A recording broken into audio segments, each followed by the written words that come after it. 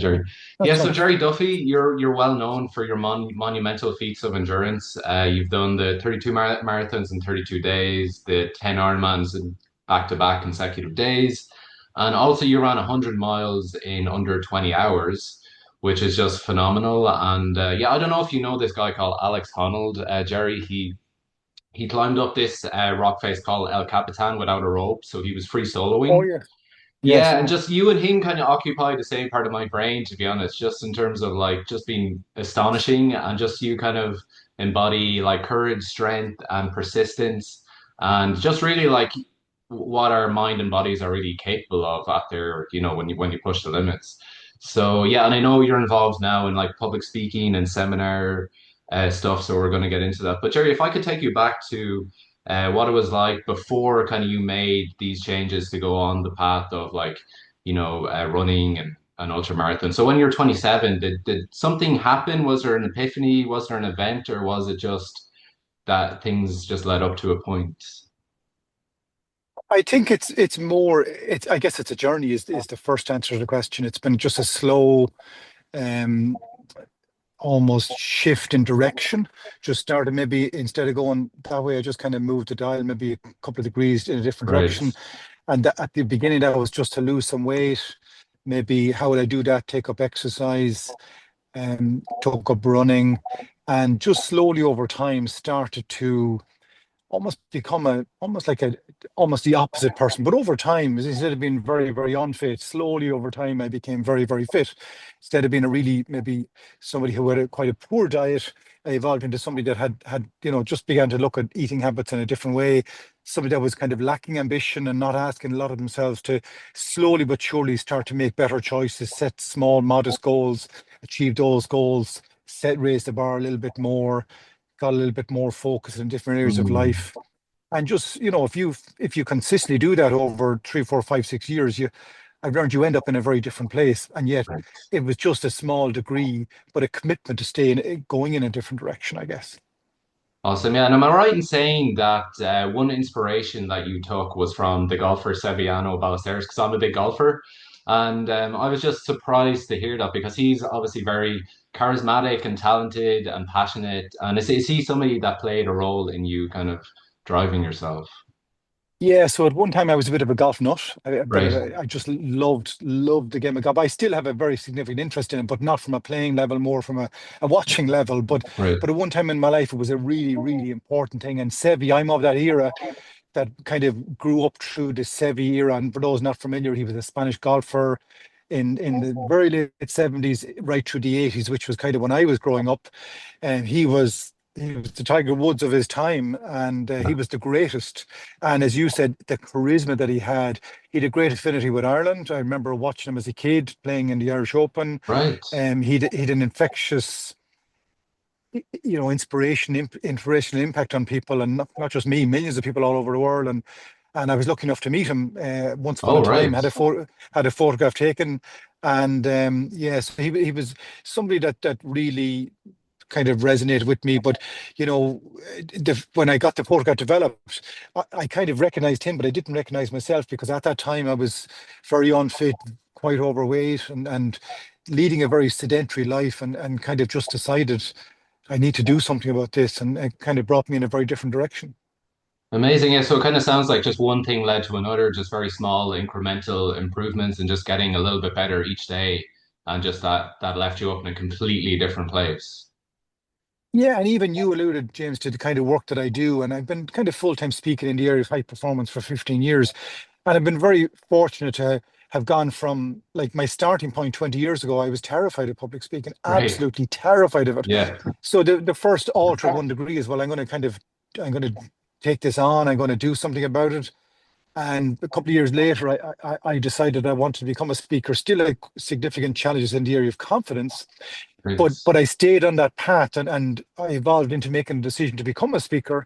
Mm, And I became very committed to continuous improvement on an ongoing basis. And right. if you continually improve on an ongoing basis, you forward 5, 10, 15 years, you can end up thankfully in a much greater place. But all it is incremental improvements. Yeah, totally. Yeah, and actually, just that you mentioned it there, I find that actually quite surprising that you said the biggest thing you've ever achieved in your life was overcoming your fear of public speaking, and now you actually do that for a living. You know, that's your kind of like day to day. But like for me, public speaking is I've always struggled with it, as I'd say many people can relate. But is it just a matter of like getting up there and talking and getting kind of time under tension, actually putting yourself in the position you're always going to have feelings of like uncertainty and lacking in confidence. But is it really just a matter of putting yourself in those positions and feeling the fear and doing it anyway? Well, I guess, maybe a matter. I'm in a car, as you can see, and everybody that's learned to drive a car probably went through feelings of discomfort, and it Right. was awkward. It was hard to get used to. How do you do kind of all these things at once? It's probably uncomfortable for most people. But if we stick with it, we can kind of come through it. And I think public speaking is a bit like that. It's that willingness to get uncomfortable. And for some people, it's mild discomfort. For me, it was extreme discomfort. But once I got through it, like even when I did it the first time, I never wanted to do it again, if I'm being honest. And how I arrived at it was, I kind of needed to do something in my career just to because we were in the kind of depths of the recession at this stage. And I kind of had to come out fighting. And I said, well, what can you do? And I realized I was able to stand up and speak. I had Nice. things that I was really passionate about that I could speak on. And I also had a love of business. So I said, well, why don't I talk about the things I'm really interested in around goal setting, around mindset, around continuous improvement, but bring it into the corporate world. And that's kind of the journey that I went on. But even when I was doing it, as my job, I still was very challenged by it, but I was Mm. committed to always trying to improve a little bit. And just by some people here might be familiar with the author Malcolm Gladwell, and he wrote a book. I think the book was called Tipping Point, and he said at some stage, if you stick with something, you'll or a group of people just get on board. You reach a tipping point where a new norm becomes the norm. And for me, because I stuck with it, eventually I reached a tipping point. Now, this took a couple of years for me, but eventually I reached a tipping point where I overcame the fear, where instead of being fear, it became, excitement almost. And now I love what I do, but it was a long journey to get there. But even I do share now with people some things I've learned to be more confident speaking. Mm. You don't necessarily need a couple of years to do it. I think you could do it in a much shorter period if you kind of get the right guidance from the right people with the right tools, and then stay committed to those tools and embrace that level of discomfort. How, depending on, sorry, not depending on how it feels, but it'll feel different to different people. Yeah, for sure. And am I right in saying that your interest and desire in public speaking came after the 32 marathons in 32 days, after you've kind of like breaking down these limitations in your own life? Or did it Yeah, it was come? all kind of a lot had kind of happened within a 2 or 3 year window. Wow. Yeah, in Okay. that, yes, it did. Yeah. Okay, very good. Yeah. Jerry, yeah, before talking to you, I researched quite a bit about you. I watched some videos and you did a TED talk. It was only like 5 or 6 minutes, but you talk about um, this event or situation that happened with when you were kind of like overwhelmed with a lot of things in your to-do list and you were just kind of like a friend came in and you were just like, help me, I'm like kind of at my wit's end. And he was like, close your eyes for a moment and just imagine like not having anything to do. Right. And I just find like you talking about gratitude and how important gratitude is. I find that very, very powerful. Yeah, I've learned, the power of gratitude and the power of, for me, conscious gratitude, Mm, where, we all have challenges in life. We all have difficult days or weeks, difficult periods, things happen. And for me, what I've learned, well, in those moments, to identify what you have going for yourself. And for me, the first thing I always write down is my health. And I realized, well, how incredibly lucky am I to have my health? Because there's people, we all know people that are not as fortunate as us. And with this challenge I might have in my business, well, how much harder would it be if I didn't have my health? And mm. so it really reinforces, oh my gosh, I'm much more strong and able to deal with this than I might have thought. Because imagine if I didn't have the health to be able to kind of go and confront this challenge in my work, whatever it might be. So I've really evolved that, James, into it's now a daily kind of an activity. It literally takes me a minute, like in the day, but I try and do it in the morning, and I try and do it consciously, rather than just I'm grateful for my health. No, to really experience that, to really live it. and to challenge myself each day to come up with either new things to be grateful for in terms of my health. Like I've expanded into hundreds of different aspects of things around my health. And Mm. what it reinforces to the brain is how fortunate we are, how privileged Mm. we are. And then you can extend it into other things. How lucky am I to be busy at work? If because what that friend taught me was, lots of people would love to be busy at work. And if you're too busy at work, well, maybe just manage the workload better, but maybe not to be ungrateful for it because, maybe not having work at all is an even bigger challenge. Yeah, yeah, I find that myself. It's kind of hard to. It requires a lot of effort. I find to keep bringing back your gratitude and keep your attention and focus on what you do have because our minds are not naturally predisposed to look at what's missing and what we don't have, right? And just gratitude, contentment are very powerful emotions. And if we can desire what we already have, we're kind of there, right? Yeah, and it could be like I've really learned to play games with this just to really expand the impact. So, a simple example, I have about half an hour drive home after this call, but Right. I might even think, well, how lucky am I to have a car? How lucky am I to Mhm. be able to in a warm car? Because I remember a couple of years ago the heat was broken for about a month, and I was Right. cold, and it just, so if the heat went in this car this evening, all of a sudden I suddenly realized how lucky was I an hour ago to have heat. And I just really learned to stay connected to that on a daily basis. It's so, so, Mm. so empowering to really kind of help us kind of get through the day if we feel we're challenged by whatever is to really look at even the cognition. How lucky am I to have the skills to be able to drive a car? Because some people are not fortunate to have those skills or to have that cognition to be able to do it. So I think we can really expand it into thousands of different things. That all boil back to the same thing of like how lucky am I? I'm going to go home and have dinner this evening. Mm. A wonderful partner at home, a roof over my head, work to go to tomorrow, the ability to get up and stand up straight. I'll be privileged to go for a run early tomorrow morning because we all know people that mightn't have the health to go for a run. So I realize how lucky am I to have the health to go for a run, and but just to bring that into all aspects of my life. No, that's very beautiful. Yeah, because I think so many people know about the benefits of gratitude, but they don't really kind of integrate it into their life, myself included. So I kind of need to set aside time a day to like journal and really kind of embody, things I'm happy and grateful for. But Jerry, I'd like to talk about as well. You mentioned about like the power of our internal stories and narratives about our life and how that is super effective at like, just framing our life and what we're doing.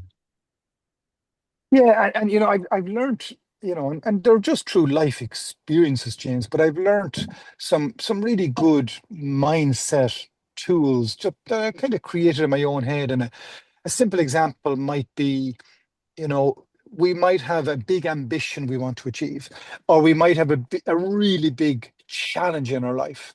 And one simple thing I've learned to do with those kind of things is I rank them in order of difficulty. Well, how hard is it going to be to either achieve this ambition or overcome this challenge? And I might rank it on a scale of 1 to 10, one being, well, not really a little bit, but not really, Mm. 10 being incredibly difficult. And I might give it a number. But then what I've learned to do is to examine my life and identify things I've already achieved in my life in the past, whether it's the past being yesterday, the past being 2025, the past being 15 years ago when I was 10 years of age, things that I have achieved in my life that took significant effort and or I'm very proud of, problems I might have overcome, or ambitions that I might have wanted to achieve that took a lot. And again, I will rank those. Well, what have I done that falls under those headings of took significant effort and are very proud of in the area of ambitions or challenges? And I know what they are, like, because I've done this exercise so many times. I can think of 8 or 10 things right now. Some things were when I was 12 or 13 years of age, some things were a couple of years ago, or maybe during COVID. And I now have given all those numbers on a scale of 1 to 10. Mm. And so with a problem I might have, I might think, well, this is an 8 out of 10. It's going to be difficult, like very difficult, not outrageously difficult, but difficult to the scale of 8 out of 10. But I know I've got eight, nines, and tens already achieved in my life. And I Mm. use that evidence because that's evidence. I know I've done those things to realize, well, I have what it takes because I've already done them. And Mm. even if, say, I'd never done an eight before, but say I've done a seven and this future one is an eight, well, it's not about overcoming this 8 problem. It's about, I know I can do sevens. This is just one step more. And Mm. that's a very simple, but for me, a very powerful tool. One quick example of that is when COVID hit in March of 2020, like my entire business was impacted very significantly, literally overnight. But I remember thinking to myself, well, hang on now, Gerry, 2008, 2009 was off the charts. It was so, like, it was outrageously difficult time for me personally in terms Right. of business. Yeah. And I remember thinking, this COVID thing might be tough for your business, Gerry, but I don't think it's going to be as tough as 2008, 2009, 2010. Mm. And you got through that. So you know you can get through really. And that was a really good evidence-based mindset tool that I used to kind of keep me going in those early months. Okay, wonderful. Yeah, because life, it's all about like how we interpret what happens to us, right? And the story Yes. that we have internally. Like two people might experience the exact same thing, but it's how you interpret it and what like meaning you associate with it that might help somebody and like hinder another person. So that's something within our control, right? Because so much of life is outside of our control.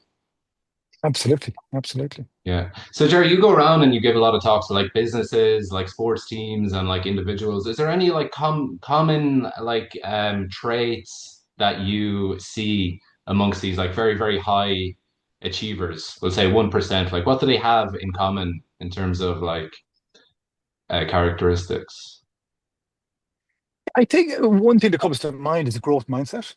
Nice. I think in a lot of ways things start there. They're very clear, I think, as well on, I've learned the power, and I see other people doing it is, when we set a goal and we write down the plan, that's the things, here's what I have to do. But at some stage on the journey of that goal, we're going to hit a wall, probably. And in that moment, we're thinking, oh my God. So say, for example, we want to grow a business by 25%. At some stage, we're probably going to hit a wall. And at that moment, so say, for example, on that journey, we struggle to get new contracts or we lose a client. Now, well, where do we go then? We're thinking, oh my gosh, I have to go and find a new client now. But what I've learned is a very simple thing to focus on there. Yes, we have to focus on what we have to do, but what might sustain our commitment to the goal in that moment is if we connect or reconnect with why the goal is important. So Mm, when I do goal setting workshops, I always get people, yes, write down the goal and the specific goal, but where's your level of commitment to it on a scale of 1 to 10? But also, well, why is this goal important? And to identify the why, because the why is the supreme motivator. right. But so when we hit that wall, which we might hit along the way, if the why is what's going to keep us going, and if the why is strong enough, and usually it is, and I was doing this why exercise with a group last week, and for one person, the why just wasn't becoming clear enough for them. And then what we did was, well, we just kept, they identified one thing, and I said, well, why is that important? And then they come up with an answer, and then, well, why is that important? And by asking 4 or 5 whys, we get to the real heart of the real motivator or motivators, because there could be more than one. And that's one thing definitely learned. And it's a commitment to staying, doing simple things consistently Mm. to an outstanding level. I think that's what people that achieve really great things do. They do simple things consistently to an outstanding level. Nice. Yeah, it kind of sounds similar to James Clear's book about atomic habits. He says you don't rise to the level of your goals, you fall to the level of your systems. So things you're doing on a daily basis, like it's great to have this grandiose like goal at the end, but like what are you doing in the next hour to make that a reality, right? Yeah, you've reminded me, and that book, James Clear, is a wonderful book. There's a wonderful story, and I'm vaguely, it's a kind of, and I've only heard this kind of from fourth or fifth hand, but about a Hmm. group of rowers, British rowers, I think, Yeah. and you're probably aware of this one, and I think the book they wrote afterwards, or somebody wrote, was, "Will it make the boat go faster?" And my recollection is their strategy was that from the time they start the goal to the time they went to the Olympics, all they had to ask themselves continually every day was, will what I'm about to do make that boat go faster? So it gave them great clarity around what was most important in the days. Hmm. And Jerry, just coming back to like why, like when it comes back when we're talking about like your own kind of endurance things, the 10 Ironmans in 10 days, like what was your fundamental reason to do it? Was it to prove a point to yourself or to somebody else or to break? through like limiting beliefs, or what was the biggest why? But yeah, there was probably a couple of whys. One was, if I'm being honest, excitement. I got Right. so excited at the prospect of doing the equivalent of 10 iron distance triathlons in 10 days. Now there was a whole kind of stepping up to that over many, many years to be able to even be at a certain level of fitness before you go and even train for the Mm, next level of fitness for that. But I was very keen on, I wanted to find out what my limit might be. And the previous year, I'd done the 32 marathons in 32 days with a friend of mine, which was one in marathon in every county on the island yeah. of Ireland. But at the time, it really tested me, but I got through it, and I still had such a hunger to find what was the very best of my ability because we do things to standards. Everything we do to standards. Brush our teeth, take notes, drive our car, eat food, sleep. Mm, Everything we do to the standard. And what I discovered is the different standards are poor, average, good, excellent. But there's a standard beyond excellent, which, at least my belief, is the very best you're capable of. And I wanted to right. find out in endurance sports, well, what's the very best you're capable of? And when I Mm, did the 30 marathon, I thought, well, I think there's even more in me. And I went right. looking and I found this event. And so I was on that journey of just discovering, well, what might be possible. Oh, that's awesome. Yeah. Did you have like a role model or somebody that kind of had a blueprint for you to do like 10 Ironmans in 10 days? Was there like a protocol of like training that you went through in order to know, okay, I'm at least capable of doing it? I'm glad you brought up the subject of role models because I have a lot of role models in my life and I Mm, have different role models for different goals. right. And I could have business role models for business goals. I could have work-life balance models for work-life balance. I could have maybe sporting. But for me, my a couple of role models that come to mind Mm, are huge impact on my life. Rick and Dick Hoyt, huge impact on my life. Sadly, both of them have passed on since. It was a father and son who were doing Ironman triathlons where the dad Dick was literally carrying his son who had a medical condition. So not only was he was pulling his son in a dinghy, he had him propped up on the front of the bike, and then he was pushing him in a wheelchair to do the marathon at the end of it. And when I saw that video over 20 years ago. It absolutely had such an impact on me. Like I got sustained inspiration from the video right. that they began to this day, they're still role models in my life, even though they've both passed on. Like I got gratitude out of it for my health. I got ambition out of it because of what they were doing. And I thought, oh my gosh, if we have the right mindset, we are capable of so much more. So they were two very huge role models in my life.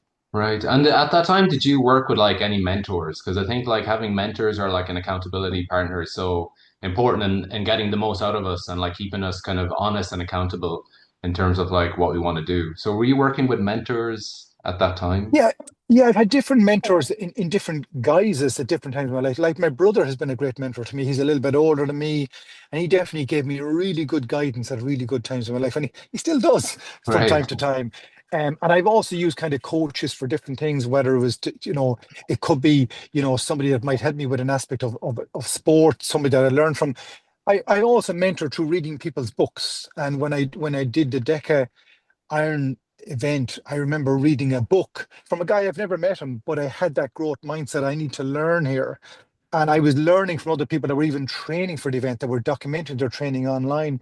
So I had that mindset is, Gerry, there's only so much you know here. So that appetite for learning. And, was putting all those pieces together, helped me show up kind of ready to be able, thinking that I could do that event. And all the learnings were put to the test, I can assure you. So I think role models and mentors can come in many, many different guises.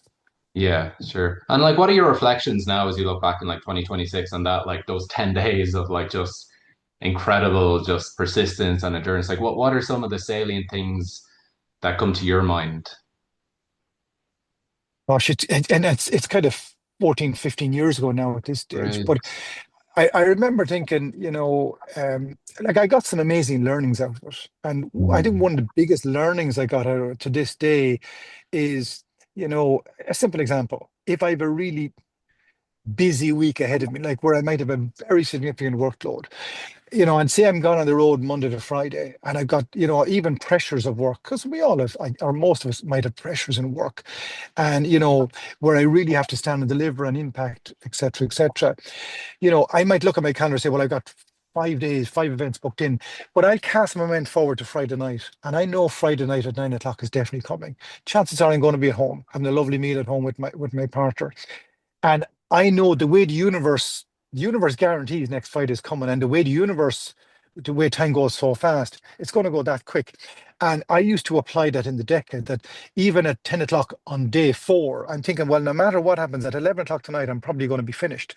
And 11 o'clock tonight is definitely coming. So just keep moving forward. Right. You know, I realized on day three, I'm just passing through. Like to get to 10, you have to pass through three.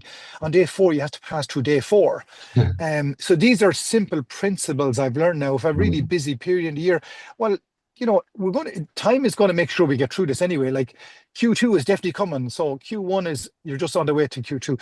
So there's things I've learned there. And also, I remember at the time, another huge learning for me, or like I'd experienced this before, but like I had incredible gratitude in the DECA Iron triathlon. Like I remember thinking there was loads of times I was feeling sorry for myself or I was struggling or going through difficult days. And I remember thinking, James, hang on now, you're here because you want to be here.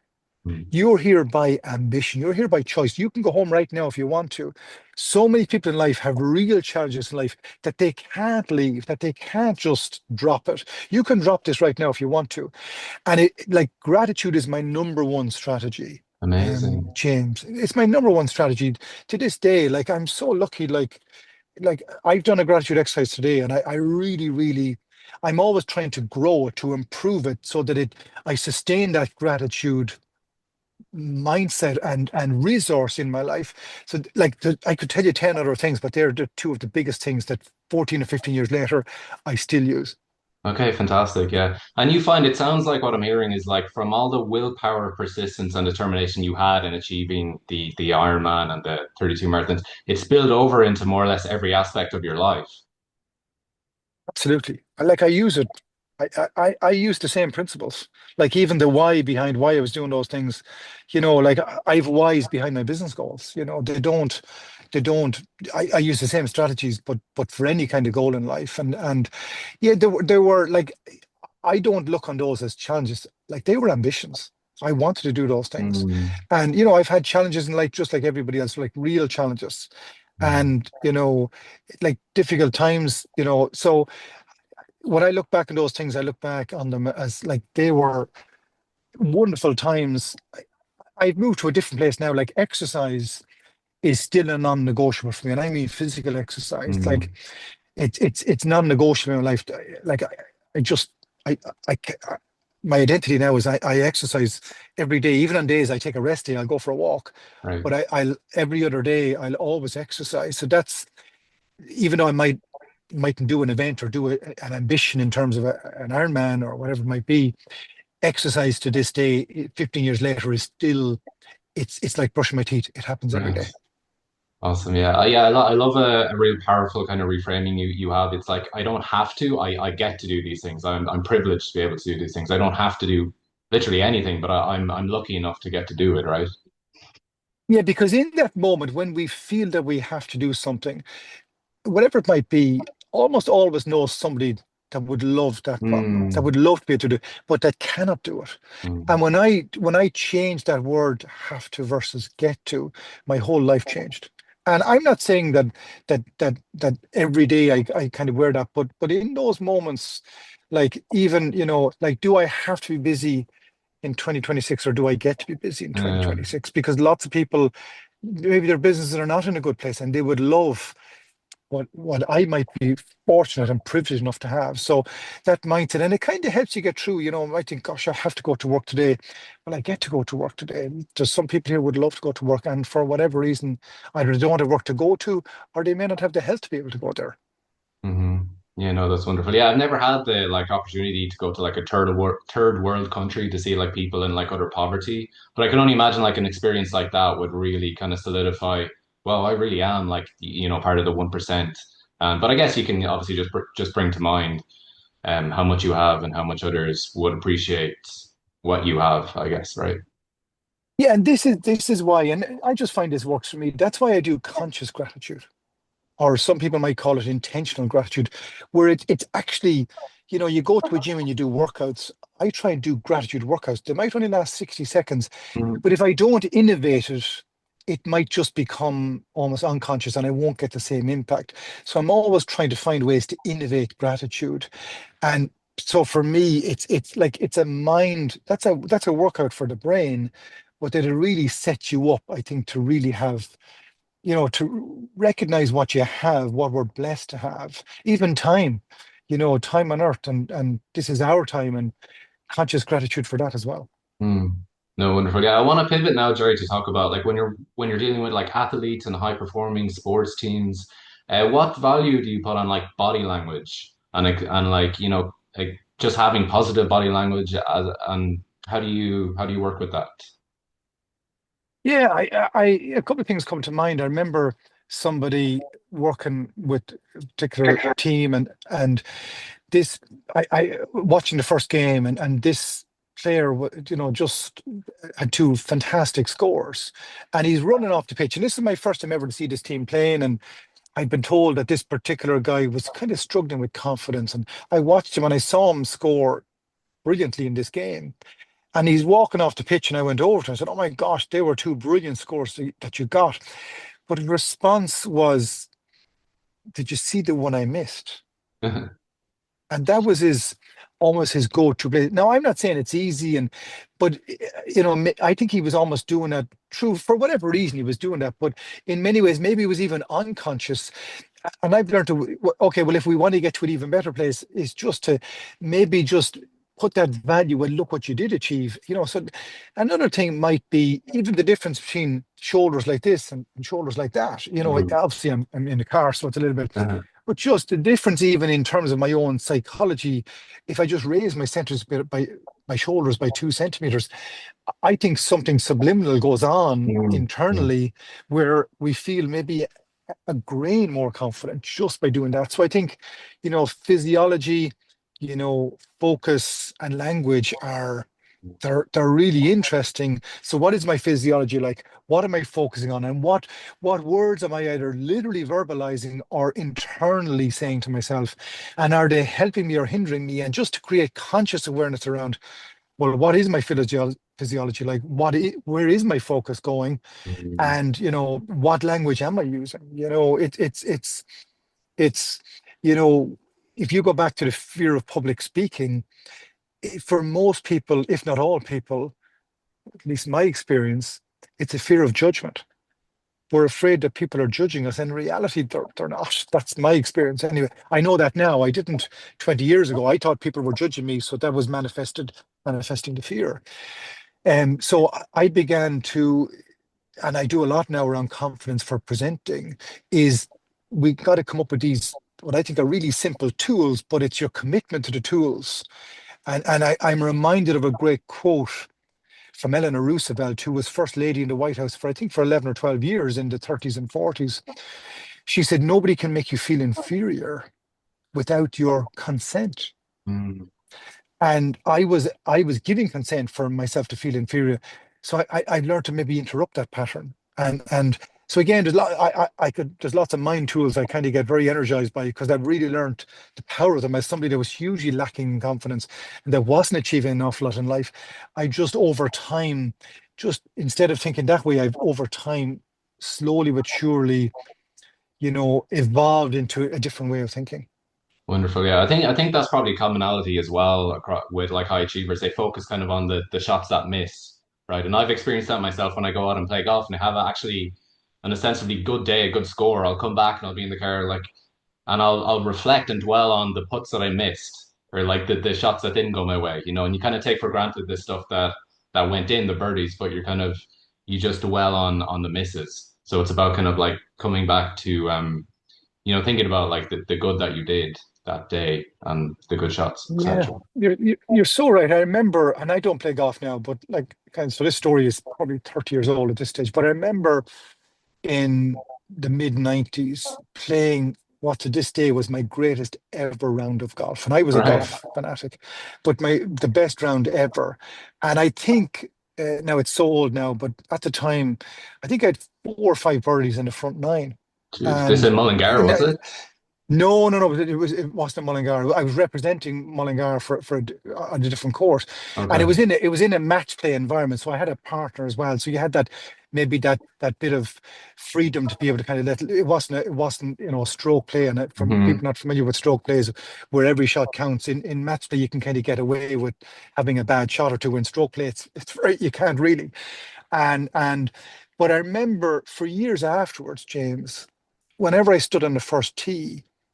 I used to bring myself back to that day. Mm. And I used to replay over and over again how the shots that I'd hit, the scores that I got on the holes that I got them on. Because what it was it was evidence. I said, look, you're capable of this because you've done it in the past. And as long as I played golf after that, that changed my whole thinking around if I wanted the way I thought. So I used that as a grounding. Whereas previous to that, I would have focused on the ones I missed. And I used that for years afterwards, as long until I did haven't played golf in 15 years. But for the rest of the time when I did play golf, I used that as a strategy to help my thinking become better and to give me that confidence. I can do this. I have evidence I can birdie the first hole or the Mm. second hole. And I've done it, and I did it on even on a strange golf course rather than my Mm. home golf course as well. So again, simple things, big impact. Yeah, because especially in a game like golf, maybe it's similarities with other areas of like, but you've so much time to think about it and get in your own way. So like just like filling yourself up with confidence and belief is paramount. But Jerry, I'm gonna bounce around a bit here. What does the first hour of your day like? What are some of the things that you do within the first hour to kind of set you up for to be your best for the rest of the day? Well, first of all, I would usually set goals at the beginning of the week. So usually on a Sunday evening, I kind of learned I'm going to tell the week this is what you're going to give me. Jim Okay. Rohn, the great kind of self-help kind of motivational speaker said, either you run the week or the week runs you. So I kind of would have kind of somewhat clear goals at the beginning of the week. And, the last thing I do at night, so I kind of set myself up. Now, this is a really simple thing, but I will get my breakfast ready the night before. Hmm. And so even I'll whatever cereal I'm using, whatever I'm going to add to it, I'll have all that done the night before. I'll even have, the kind of the bowl, the kettle half filled or whatever it might be. Right. But the first thing I do when I get up in the morning, literally, sorry, the last thing I do before I go to bed is, and this is kind of the 80-20 rule, because I do it most of the time, but not all the time. Usually, the first thing I do in the morning is I literally within 2 minutes of getting up, I go outside and I run. But what I Oh. do is the night before, I leave my running gear at the door. Right. I bring in my running shoes because during the day they're outside. And when I bring them in, I leave them just inside the door. I'll put a chair there. I'll have my running gear there. So that takes like 60 seconds the night before. So I don't have to go looking for them in the dark. So I'm not disturbing anybody else in the Mm. house. I know exactly where they are. I can move around the house like even without turning on the lights because obviously I know my house so well. And it's a small house. But so when I get up in the morning, within 2 minutes, I'm gone out the door and I have the head Oh, torch ready, everything. geez. And so the first thing I do most mornings is I go for a run. Usually, if I'm going working, the most it would be probably is about 45 minutes. And that's usually the first thing I do. I'll do gratitude during that. Then I'll come back, I'll shower, I'll eat, feed the cat, Mm. and I usually set the fire at this time of year. So that's all done. And then I'll go wherever I'm going. I'm usually gone by kind of the latest I'd be gone usually is 7 a.m. gone somewhere. And then so Wow. that's kind of the first 2 hours of the day.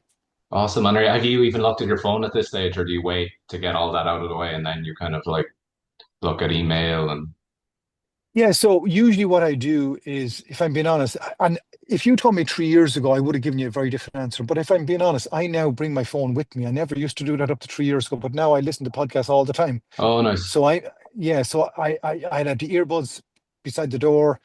And so I usually listen to podcasts, and that's what I do. And then I'd usually catch up on a news app while I'm having my breakfast. Is there any emails that have been overnight that just might need responding to? But I'm very lucky. I usually have somewhere to go, so I typically could be traveling somewhere for whether it's a short distance or a long distance, or I have an office. I'd be going into the office, and so Mhm. that's typically. So I get up most mornings. Now this is not the weekends, but most mornings. I get up at between 5 and 5 past 5 in the morning. Now, that for some people is really, really early. For some people, Mhm. it's really, really late. It doesn't really matter. It's a Mhm. time that really works for me. And so that's the kind of, I'm usually gone kind of by 7 a.m. So, like tomorrow morning, I'm going to be gone at half 6 because I have a 2 hour journey to get somewhere. Right. But usually that's the 80/20. That's what it looks like. Okay, nice one. Yeah, and do you incorporate any like breath work, like Wim Hof breathing or cold exposure into your like just self-care protocol? I have in the past. I've done those kind of things. I even yesterday I did a quick 60-second breathing technique. I just thought about it and I did it. Right. And so I don't do it on a to quote James Clear, I don't do it on a systemized basis where the exercise is systemized. Like I don't even think about it, but it is systemized when you think about Yeah. it. It gets done first thing in the morning. And with the breath work, I've seen great value in it. I don't do it on a systemized basis, though. Hmm. I do it more on an ad hoc basis. Right. And is that something you'd recommend to teams and businesses when there's like high stress? Would you recommend specific breath work or do you come at it from another vantage point? Yeah, I'm not an aficionado on it, but I've learned very simply, like if I feel stress or if I do feel nervous, because the odd time I might get nervous. We're all human at the end of the Yeah. day, Yeah. you know, and where I go to is a breathing strategy. And I do what I call a 4-7-11. It's different Mm. things for different people, but it's where I breathe in for 4 seconds, I hold for 7 seconds, then I slowly breathe out for about 11 seconds, which is usually where I've emptied my lungs. And then I Mm. repeat that. And I find that's a wonderful, and you could be way ahead of me in terms of the science behind this, but I find it grounds me, it distracts me, it centers me, it calms me. And all it might be is 60 or 120 seconds. And that can work for, I've seen, and I've never met him in my life. I only know him from watching television. But I've seen Ronaldo, the Portuguese footballer, if he's Yeah. about to take a free kick, Yeah. at least the times I watched him, he goes into a breathing strategy. And I think whether we're playing football, whether we're about to give a presentation, whether I'm feeling overwhelmed at work, I think breathing is a wonderful free resource that can help us show up as we might want to show up in that moment. Yeah, totally. And I believe at the previous World Cup when Ronaldo was taking a penalty, his heart rate was the lowest for the entire match when he just before he was going to take a penalty, which is remarkable, right? Just before he's going to do maybe the most anxiety-inducing thing of the night, his heart rate was the lowest. So that just shows a very controlled way of that he has of Yes. regulating himself, which is awesome. Yeah, and Um, on the cold water. So I would have done lots of that over the years when I was kind of doing endurance things. yeah. I don't do I'm not doing those kind of endurance things now. But what I do have a number of friends and even family members that have really kind of gone down the road of immersion in cold water, and even if it's only for a couple of minutes, and like the feedback they give, and I can even see it in these people because I know these people very, very well. Mm. I can see the positive impact that it does have on those people. Sure. Is that a protocol you use when you're doing like the 10 Ironmans? Because like it's a really good way of like reducing inflammation and speeding up recovery, helping sleep. Is that something you did on those nights? I did it the first 9 nights in a row. I did it. Right. And in the latter days, I didn't really want to do it, but I knew the importance of it. On the eve of the last one, it's the one night I didn't do it. I was just shattered, Really. tired. And to do it, I would have to walk about 150 meters in that direction when the sleeping bag was in that direction. And Right. I didn't have the physical energy or maybe mental ambition to do it. So the only night I didn't do it was on the eve of the last one, but I'd done it the previous 9 nights, and I'm certain of the benefits. Like we did it in the 32 marathons. Oh, you Like did, yeah. we did an ice bath in the decade. It wasn't an ice bath. We didn't have that. We had a cold lake. Sorry, not even a cold lake. It was a warm lake, but it was still felt cold when Mm. we got into it first. And for me, I don't know the science behind it, but I'm certain that for me, in the training for the 32 marathons, in the journey of the 32 days, or in those first 9 days of the DECA, I'm certain, certain it helped me. I know for a fact it helped me. And Yeah. it might only be a tiny piece, but it Mm. was a very important piece. Yeah, I just hear like all the like sports teams and like high like athletes, they're all incorporating it into their training regime. So yeah, no, it is very effective. And yeah, just lastly, Jerry, is there anything else you want to achieve in the world of athletics? Because obviously you've done some incredible, monumental things. Is there anything that you still want to kind of take off in terms of like running and endurance? There would have been James, but just where I am in life now, and if I'm being honest, I have a bit of a I'm challenged a little bit by I have a back issue that's been going on that it's I want to be very respectful. It's an issue for me, but it's compared to what some people have, it's certainly not. But it Hmm. does somewhat restrict me in terms of what I can do, and I can still run 10 miles, and like I'm a billionaire because I can still run 10 miles. That's my mindset. If I go beyond that, my back kind of really starts to flare up. So, like, I would run 5 miles most mornings. And, like, at the weekend, last weekend, I ran a hard 8.5 miles. Um, and that for me, if I can do that for the rest of my life, I will be the happiest man in the world. If Hmm. anything beyond that is a bonus. But I've learned, and I'm so grateful for still to be able to do that. And I could do 11 or 12 miles if I put my mind to it. If I need to kind of get this fixed, if I was to kind of go and even do a marathon again, because like I've ran a marathon, but I've done it in a where I've had to stop and kind of stretch out my back, and I'm still on the journey of trying to kind of get to the heart of what's going on there. So until I kind of fix that, that's a bigger priority than doing an ambition. Yeah, totally. Do you ever go to the park runs in Mullingar or anywhere around the country? That's something I used to do when I was back home. I just think they're great at getting people out on a Saturday morning, and it's only 5K. Is that ever something you've done? I haven't done them if I'm being honest, and maybe I should go and do them. I'm a Even on Saturday mornings, I one of my core values is early Right, exercise, and for me, I'm usually kind of even on a Saturday, I like kind of 6:30 is usually when I would exercise. right. I'm just a core value, and whereas the park run is a little bit later, and I'm kind of usually gone off doing because I Saturdays is a day I'm usually busy. Thankfully, usually doing busy things I kind of want to do, like fun things or whatever. I might be going off for a hike or something like that. But like we're from the same town. Like the park run in Mullingar is a really great event. My understanding, like run by really great people, and my understanding Yeah. is like they get great turnouts. I think there's a children's version on a Saturday morning, a short or Sunday morning, I think as well. And it's an amazing thing, Hmm. and like it's global at this stage. So and I think what that does for people, I think it's about the community as well, isn't it? And Exactly. and yeah, wonderful initiative, and long may it continue.